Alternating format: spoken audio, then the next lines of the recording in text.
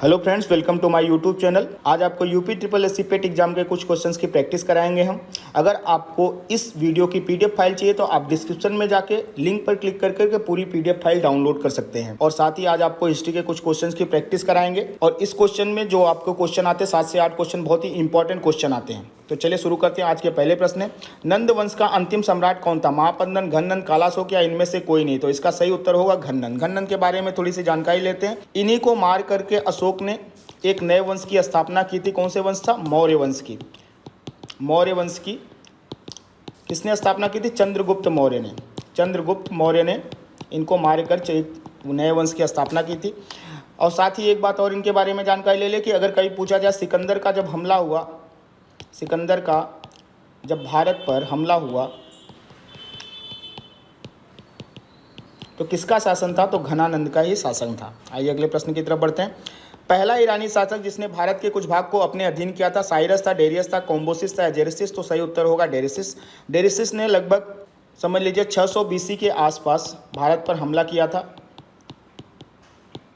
और इसने सिंध जैसे प्रांत और कुछ और प्रांतों पर कब्जा कर लिया था और यह सबसे पहला ईरानी आक्रमण भारत पर माना जाता है। ये अगले प्रश्न की तरफ बढ़ते हैं। महावीर का जन्म किस क्षत्रिय गोत्र में हुआ था? शाक के, लिच्छवी, जांत्रिक या सल्लास? तो इसका सही उत्तर होगा जांत्रिक गोत्र में।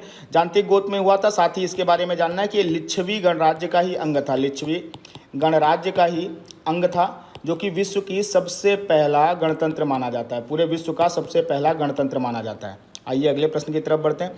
भगवान महावीर का प्रथम शिष्य कौन थे? जामाली, योसूत, प्रभास या इनमें से कोई नहीं? तो इसका सही उत्तर होगा जामाली। जामाली इनके दामाद भी थे। इनकी बेटी का नाम क्या था? प्रियदर्शना। प्रियदर्शना इनकी बेटी का नाम क्या था? प्रियदर्शना। इनके दामाद भी थे। साथ ही उन्होंने कुछ समय बाद संघ को त्याग भी दिया था। संघ को त्याग दिया था। अगले प्रश्न की तरफ बढ़ते हैं। आजीवक संप्रदाय के संस्थापक कौन थे? उपाली, मक्खल गोसाल, आनंद या इनमें से कोई नहीं? तो इसके सही उत्तर होगा मक्खल गोसाल। मक्खल गोसाल ने एक संप्रदाय के आजीवक था जो कि कहते थे कि सब कुछ भाग्य पर निर्भर है और सब पहले से ही लिखा हुआ है। आइए अगले प्रश्न की तरफ बढ़ते हैं। लोदी वंश का संस्थापक कौन था? बहलोल लोदी, सिकंदर लोदी, इब्राहिम लोदी या इनमें से कोई नहीं? तो इसका सही उत्तर होगा बहलोल लोदी। बहलोल लोदी ने इसकी स्थापना की थी। सिकंदर लोदी के बारे में खास बात क्या है कि इन्होंने आगरा की स्थापना की थी। आगरा नगर की स्थापना की थी। कब की थी आगरा नगर की स्थापना? 1504 ईस्वी में। साथ ही इब्राहिम लोदी के बारे में खास बात क्या है कि इन्हीं के टाइम पहला पानीपत का प्रथम युद्ध हुआ था। पानीपत का प्रथम युद्ध हुआ था किसके किसके बीच? इब्राहिम लोदी और बाबर के बीच। कब हुआ था? 1526 एडी में। और इसी से मुगलों वंश की शुरुआत मानी जाती है। मुगल वंश की शुरुआत मानी जाती है। आइए अगले प्रश्न की तरफ बढ़ते हैं। महमूद गजनी किस वंश का था? यामिनी, तुगलक, गुलाम या इनमें से कोई नहीं? यामिनी वंश का था। इसी को एक उपाधि मिली हुई थी यामिनी दौरा। यामिनी दौला की उपाधि मिली हुई थी। और गजनी है कहाँ पे? तो गजनी अफगानिस्तान में है। इतना याद रखना, गजनी है कहाँ? गजनी अफगानिस्तान में है। और महमूद गजनी भारत पर 17 बार आक्रमण किया था लूट मार करने के लिए। 17 बार आक्रमण किया था लूट मार करने के लिए। आइए अगले प्रश्न की तरफ बढ़ते हैं। किस विदेशी यात्री ने भारत का दौरा सबसे पहले किया था? भास्कर ने, मेगस्थनीज ने, वसुमित ने, इनमें से कोई ने? तो मेगस्थनीज ने। मेगस्थनीज किसके दरबार में आए थे? चंद्रगुप्त मौर्य के दरबार में। चंद्रगुप्त मौर्य के दरबार में।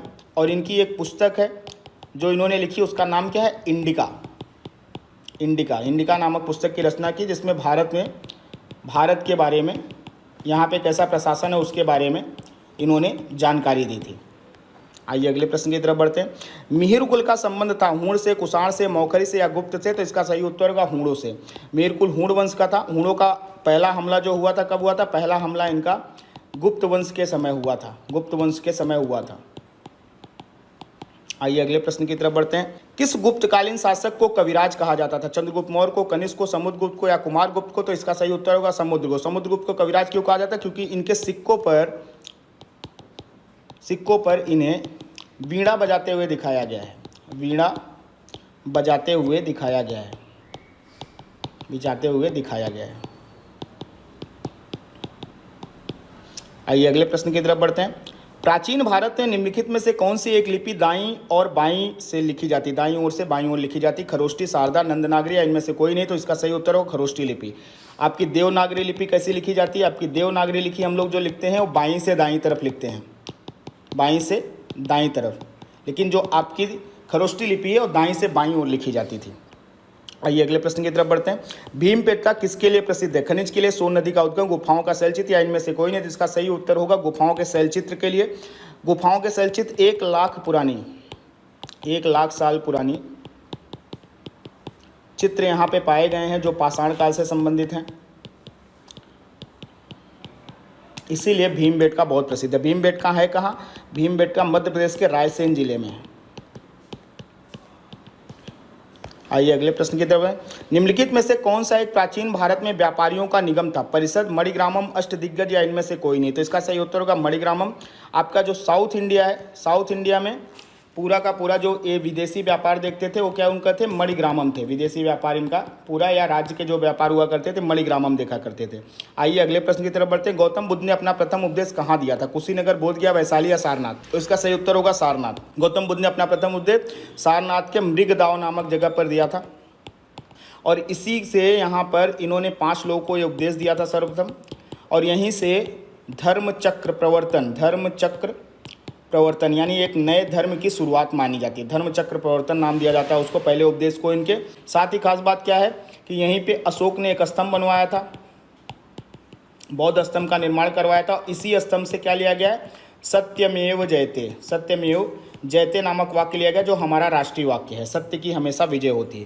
तो आज के प्रश्न यही समाप्त होते हैं। आपको कल नए प्रश्नों के साथ फिर मुलाकात होगी। अगर आपने हमारा अभी तक यूट्यूब चैनल सब्सक्राइब नहीं किया तो फटाक से जाकर हमारा यूट्यूब चैनल सब्सक्राइब करिए ताकि आपको नेक्स्ट वीडियो की नोटिफिकेशन तुरंत मिल जाए। साथ ही लाइक करें, कमेंट करें, शेयर करें। आज के लिए आप सभी का बहुत बहुत धन्यवाद।